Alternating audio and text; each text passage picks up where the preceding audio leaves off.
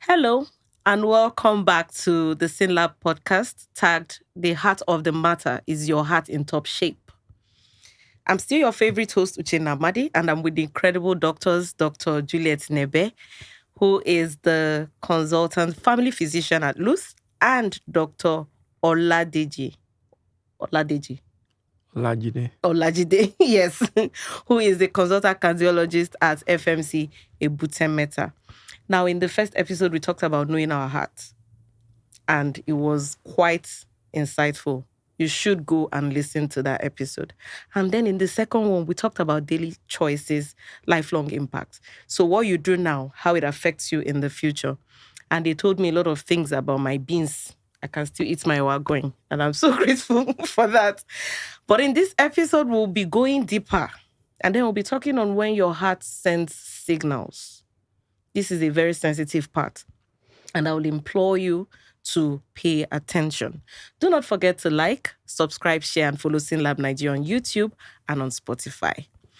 Now, before we continue, I want to ask Dr. Nebe, because she talked about the brisk walking and So how can we build a heart-healthy routine without overhauling our lifestyle? Okay. A routine is something you do all the time and becomes a part of you. Yes. So as Dr. Olajide said at the beginning, you don't wait for it to happen. Yes. Before you start. So the aim of everything is to prevent cardiovascular problems. And we have group of things we do that we can incorporate in our daily lives that will make us, be above every cardiovascular issues coming in. So we don't depend on, yes, my mom had this, my father had that. Therefore, just a part of the risk, not the total risk. Of course. So you can actually fight it to stand still by incorporating some things that we're going to talk about. Number one, we've talked about the diet. The diet is very important. We talked about exercise. Very, very important. We talked about salt intake.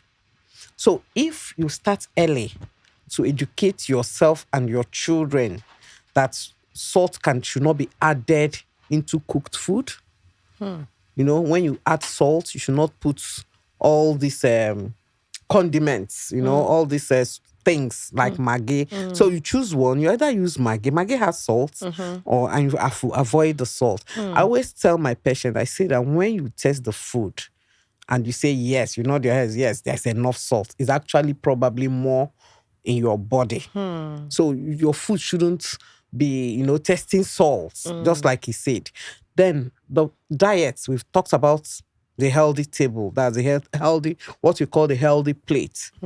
So your plate should be divided, more fruit, more vegetable. You input it in your lifestyle. So you form a habit of, even if I'm taking bread and tea, I have to eat vegetable with it. Even if I miss vegetable, I have to take a fruit.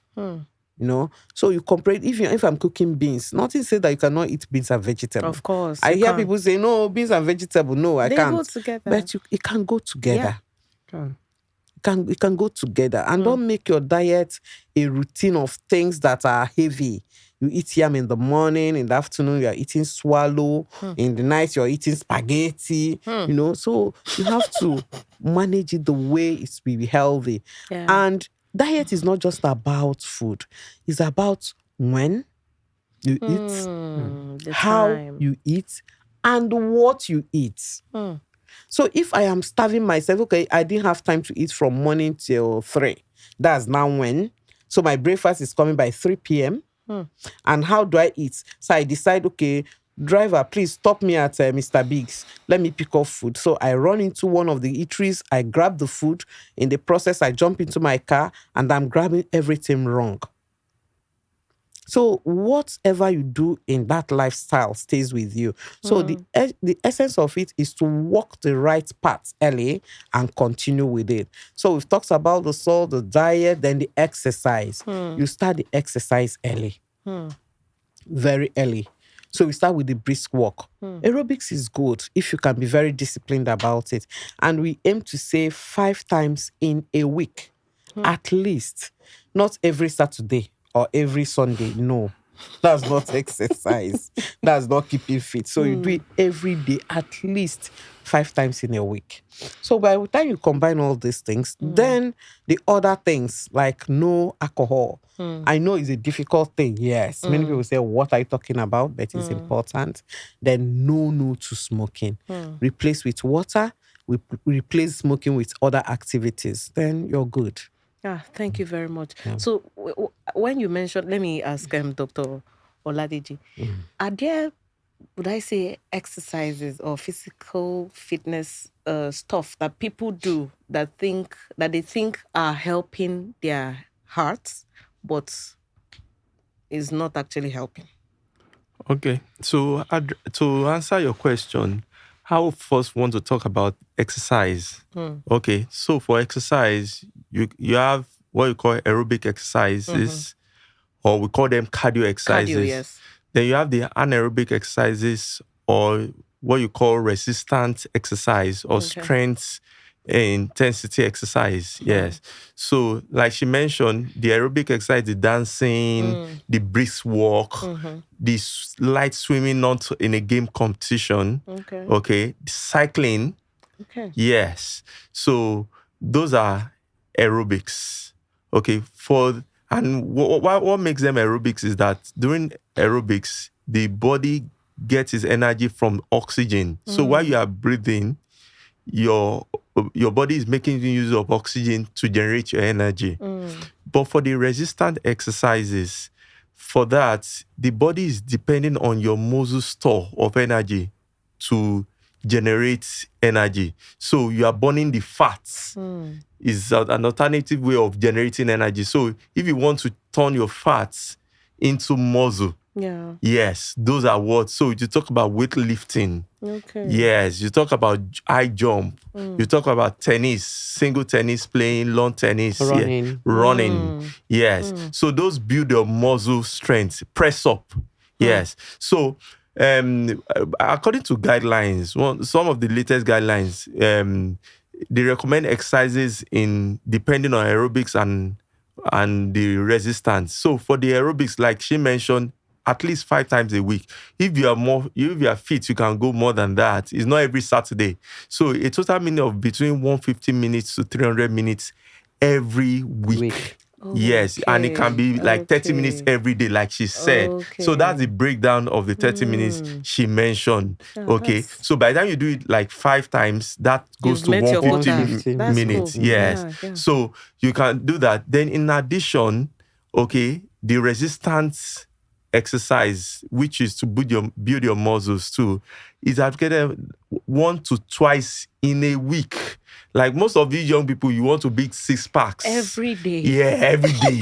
You're going to gym. So that one is too much. I don't understand. Yes. So that one is not. It's good to emphasize. I don't this. want to mention names, but I know them. Yes. It's good to emphasize that it's not aerobics. It's not the cardio. Yeah. It's good in itself because you are strengthening your muscles, you are strengthening your bones, you are maintaining balance, but they are not the aerobics. So it's advocated in guidelines that you can do this also for 1 or 2 in a week. Yes, not 5 times in a week. Yes. So in addition, it's also been shown also to reduce cardiovascular risk. But if you're going to go into resistant exercise, your BP must be well controlled. Because doing resistant exercises or anaerobic, BP shoots up. Yes. BP shoots up. So, and you don't want, by the time you are lifting weight or pulling weight, the person just collapses. And that's why some clubs, before you join them, they'll tell you to go for a wellness check to know how fit you are, to know which exercise to recommend. So you don't just go and do any just exercise. You should know why you are doing it, for what condition, so that to benefit maximally from the exercise. Oh, thank you very much. Yeah. So still on our topic, when the heart sends signals, normal cardiovascular, we're not talking about relationship something. No. Please, Dr. Nebe, can you tell me what the red flags are for heart problems? Okay. As Doc said before, at times there won't be any red flags. It could just happen just like that. That's why some people can slop and they say it's heart attack. But however, generally, I wouldn't really say that it's difficult to detect when there is heart problem, because by the time we start seeing them, something has happened to the heart already. That's why prevention, screening is more important. Yes. So by the time we start seeing those red flags, it would have been a little bit too late. Something has gone wrong. So we have palpitation, which is usually the common, then chest pain. Yeah. So I would lay emphasis on the chest pain a little, because there are so many things that could cause chest pain. So the chest pain for heart is unique, in the sense that it's usually a tightening or a gripping pain that could go to the shoulder, to the neck, to the jaw, and it's usually associated for most people with stress, either climbing or doing something or being active. That it could be associated with breathlessness. Wow. The person becomes breathless, then sudden feeling of dizziness, what we call syncope. So the person suddenly passes out. Wow. Yeah, because the heart is not pumping blood adequately. Okay, then weakness, easy fatigue, what we call easy fatigability. That's little things makes the person tire out, gets tired, So when we are not going to the extreme, we can get leg swelling, tummy getting swollen, Then other things too. Many people will think that before you can say, okay, there is heart problem, the blood pressure will shoot up. It's not in all cases. Wow. We could have normal blood levels, normal pulse, and still something is going on. So what we need to do is to listen to ourselves. Don't take anything for granted. Even when you feel that this symptom comes and goes, it comes and goes. Don't let it come and go and come and go and come and go and keep being come and go till it becomes a problem. By the time you witness it twice, the third time you should seek help. Yes. You should at least find out why I am palpitating.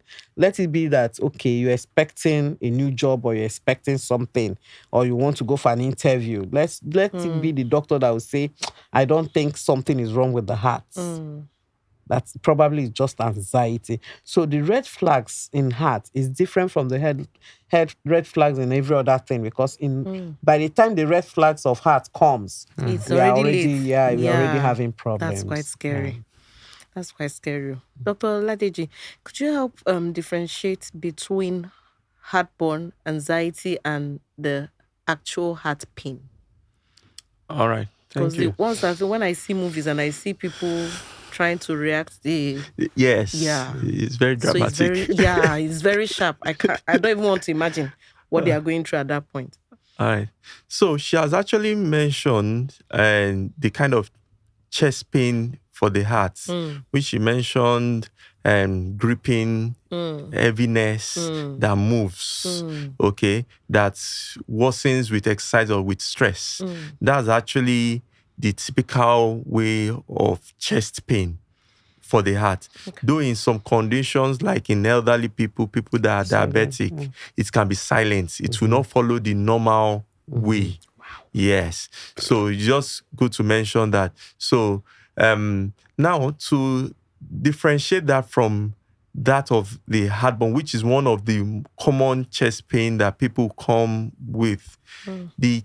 For that of the heartburn is usually burning, like the word, or peppery. It's usually constant. It's related to food or to when you ate the last food, probably you had a late night meal. It's relieved by if you take all this mismag, all these antacids. Yeah. Yes. So there will be belching. There will be food coming back to the mouth. So those are the one of the heartburn. Then closely followed up by the anxiety. The anxiety is actually difficult to tease out. The diagnosis of anxiety in terms of that is usually that of you have excluded every other thing, except the person is able to comfort with information early, telling you he's stressed, there's an outbreak and all of that. Because there's a kind of severe anxiety or stress that can suddenly cause the heart to weaken. We call it takusubo, which is broken heart syndrome. That's why it's sometimes the bad news or someone with the broken heart, and it passes off. Yes, it can be. That's the movie that you watch, and it's like the husband left, and from there, and it passes out. Or bad news. Yes, Yeah. it's actually an entity. Okay, but it's not as common, as dramatic as people make it. But for anxiety, you get it when you are seeing the person is not making eye contact with you. It's telling you, you know that there's something wrong with the person. There's common thing is about the heart beating fast. Okay, but the blood pressure is normal. You examine the person, there's nothing else. BP is normal. There's and you are asking about work. Work is stressful, or there's a broken relationship. So by the time you do the test, like electrocardiogram is normal, you do the echo, the heart is normal. So you can't be able to say, okay, most likely is the stress this person is going through, the anxiety that is leading to this. Wow. Yes. Okay, so I know that by the time the heart is sending signal, it is almost late. Yeah. But so for those that are opportune to try to, practice the preventive, medicine, at what point can they see a doctor?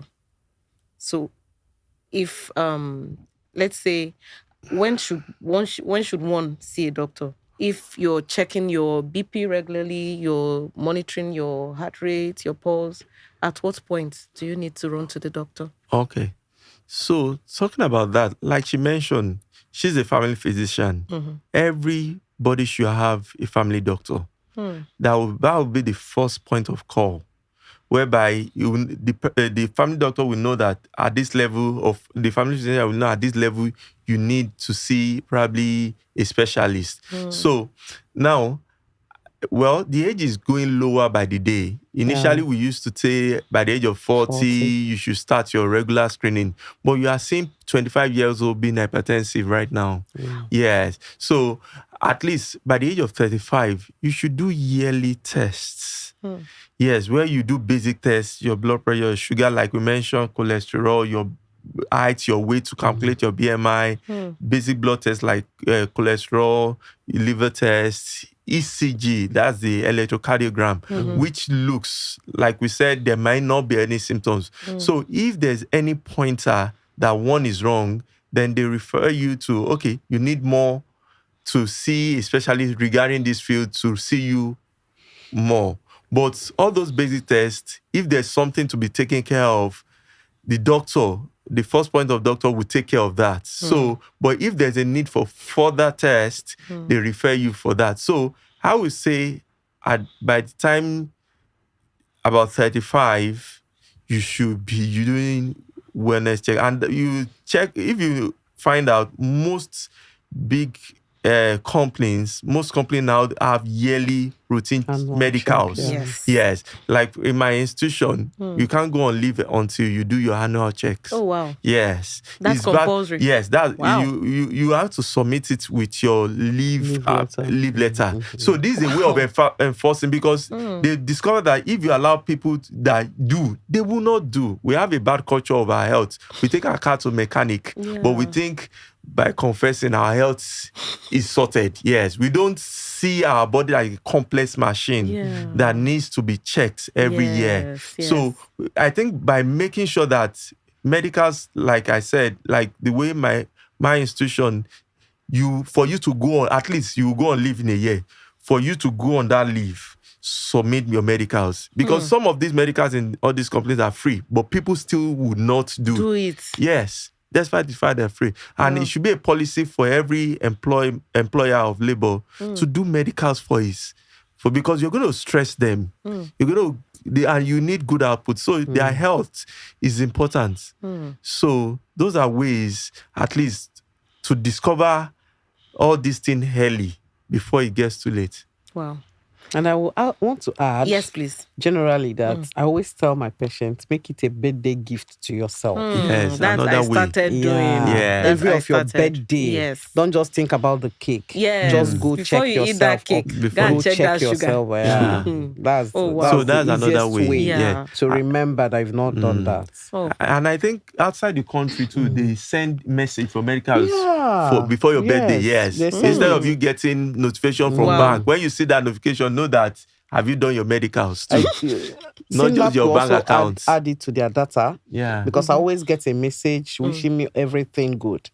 So during your birthday, you can send it to your already registered patients that's wishing you happy birthday. Have you checked your body? Have I you think screened? we have that now. I didn't see currently. that clause in my Okay. own wishes. That's why I'm Okay, your own So- wishes. We'll get it tailored to you. Probably it should be added to Okay. all the data you have.